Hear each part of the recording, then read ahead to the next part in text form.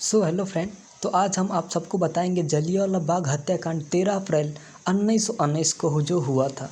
तो आप सबको बता दें कि ये घटना एक ऐसी घटना है कि जो दिल में जो जुनून पैदा कर देता है, जो एकदम गमक्त को जगा देता है, ऐसी ये घटना है। ये बहुत अचूक घटना है और ये बहुत ब्रिटिश सरकार की वजह से हुई थी, जो कि जितने भी भारत के लोग थे उन लोगों को गोली से मार दिया गया था।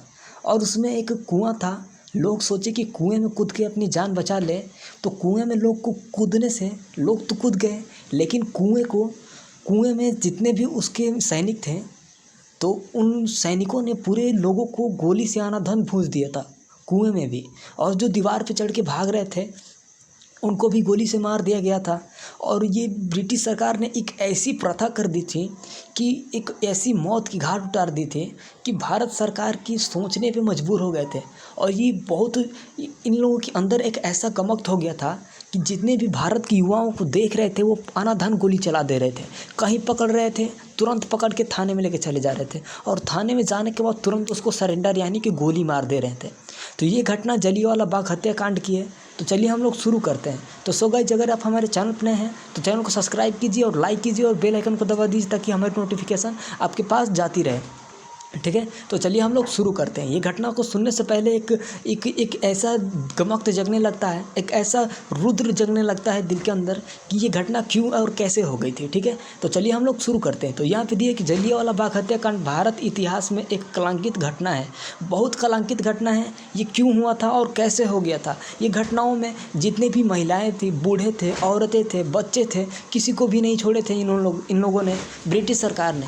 ये किस वजह से हुई थी, चलिए इसके बारे में हम लोग जानते हैं, और क्यों गोली चला दी गई थी। ठीक है, तो यहाँ पे दिया है कि अमृतसर के जलियांवाला बाग में जलियांवाला बाग की एक ऐसा मार्मिक घटना है, ऐसा अचूक विवरण है इसमें कि आप सबको सुन के दिल में जगत जो होता है वो एकदम उठने लगता है। ऐसा ये ऐसी घटना ही है कि लोगों को सोचने पे मजबूर कर देता है। तो यहाँ पे दिया कि अमृतसर के जलियांवाला बाग में जब एक भीड़ शांतिपूर्ण तरीके से इकट्ठा हुई थी तो ब्रिटिश सरकार ने उस पर गोली चलवा दी थी। बताइए, ब्रिटिश सरकार ने भारत के लोग एक जगह इकट्ठा हुए थे अमृतसर जलियांवाला बाग में, तो उन लोगों पे ब्रिटिश सरकार ने आनाधान अपने सैनिकों से गोली चलवा दी थी। बताइए, जिसको भी भारत के लोगों को पकड़ रहे थे आनाधान गोली चलवा दे रहे थे, पता नहीं क्यों। और ये एक ऐसी घटना है कि इसमें ना बच्चों को देख रहे थे, ना बूढ़े को, ना औरतें को, ना गर्भवती महिलाओं को, किसी को नहीं देख रहे थे।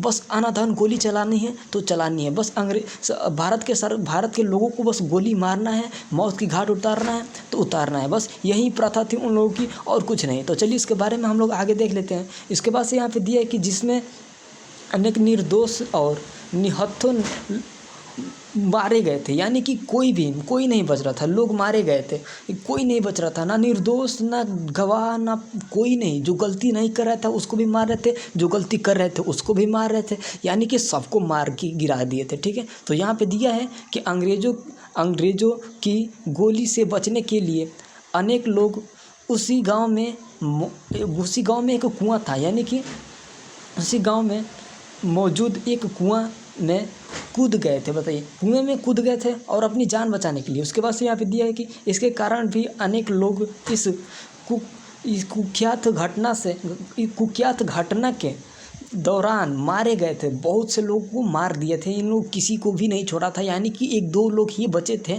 यानी कि 100 में से 10% 5% ही लोग बचे थे भारत में। ठीक है, तो यहाँ पे दिया कि यह घटना भारतीय इतिहास में जलियांवाला बाग हत्याकांड के नाम से जाने जाते हैं। तो बता दें हम आप सबको कि एक कुआं था, लोग सोचे कि उसमें कूद के हम अपनी जान बचा लेंगे। तो ये ब्रिटिश सरकार ने क्या किया कि लोग तो कुएं में कूद गए, सभी लोग, एक लोग कूदे तो सब लोग कूद गए, सबकी जान प्यारी होती है। जब कूदने के बाद ब्रिटिश सरकार ने लाइन से 10-12 कुएं को घेर लिए और आनाधान गोलियाँ चला के सबको भूंस दिया। ना छोटे को देखे, ना बच्चे को, ना कुछ नहीं, ना माँ बहन, कुछ किसी को भी नहीं छोड़ा था उसने।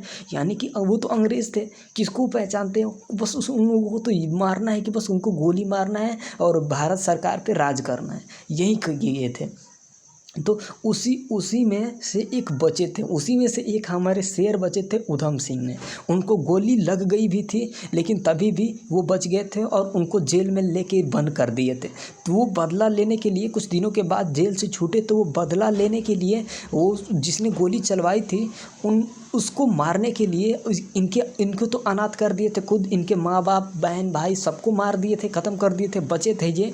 तो ये उसको मारने के लिए वो लंदन में रहता था, यानी कि लंदन में रहता था वो, और ये सोच रहे थे कि हमको जाके उसको मारना है। तो उसको जब जेल से निकले तो उसके पास पहुंचने में इनको 22 वर्ष लग गए, यानी कि इनको पहुंचने में उसके पास 22 वर्ष लग गए। और ये धीरे धीरे पैसा इकट्ठा करने लगे। पैसा इकट्ठा करने के लिए ये लकड़ी की कंपनी में काम करने लगे। काम करते करते लंदन तक पहुंच गए पैसा इकट्ठा करके। अब पैसा इकट्ठा करने के बाद जो गोली चलवाई थी अंग्रेज़ सरकार की राज ने, अंग्रेज सरकारों ने, ब्रिटिश सरकार जो थे उसमें का कोई था, ब्रिटिश सरकार का कोई राजा था, उसने गोली जो चलवाई थी तो उसको मारने के लिए लंदन पहुंच गए। लंदन पहुंचने के बाद एक बुक लिए थे। बुक में बंदूक के आकार के काट के और उसमें बंदूक फिट करके बंदूक को लेके गए थे बुक के साथ। और उस ऊधम सिंह ने, हमारे शेर ऊधम सिंह ने दानाधन गोली एकदम सबके सामने आनाधन 3 गोली उसके छाती पे दाग दिए, यानी कि 3 गोली एकदम धनाधन उसके छाती पे मार दिए। मारने के बाद और वहाँ से भागे नहीं, अपने आप को सरेंडर बोल दिए। और कुछ दिनों के बाद इनकी फांसी की सज़ा हो गई, लेकिन ये अपना अंदर के गमक को ख़त्म नहीं किए और उस राज को मार दिए थे। उसको जो ब्रिटिश सरकार थी उसको मार दिए थे।